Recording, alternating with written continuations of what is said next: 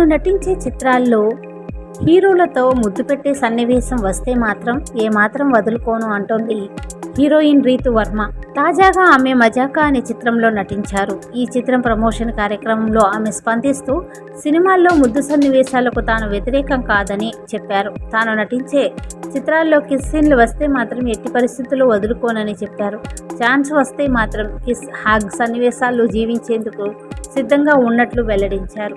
కానీ ఇప్పటి వరకు అలాంటి సన్నివేశాలకు సంబంధించిన అవకాశాలు రాలేదని వెల్లడించారు. కథ డిమాండ్ను బట్టి అలాంటి సన్నివేశాల్లో యాక్ట్ చేసేందుకు సిద్ధంగా ఉంటానని చెప్పుకొచ్చారు. ఈ అమ్మాయి ఇలాంటి పాత్రలు చేయదని కొంతమంది ఓ నిర్ణయానికి వచ్చేశారు. ఆ కారణంతో నా వద్దకు అలాంటి కథలు రావడం లేదు అంటూ రీతు వర్మ వివరించారు. తన గత చిత్రం స్వాగ్ ఫెయిల్యూర్పై ఆమె స్పందిస్తూ ఆ సినిమా అందరికీ సంబంధించింది కాదని మేము ముందు అనుకున్నాం. ఆ కథలో ఉన్న తీవ్రత చాలా మందికి అర్థం కాదు. అయినా పర్లేదు, ఎందుకంటే మనం నటించే అన్ని సినిమాలు ప్రేక్షకులను ఆదరించాలని లేదు కదా. ఒక నటిగా ఆ సినిమా చేసినందుకు నేనెంతో సంతృప్తిగానే ఉన్నానని వెల్లడించారు.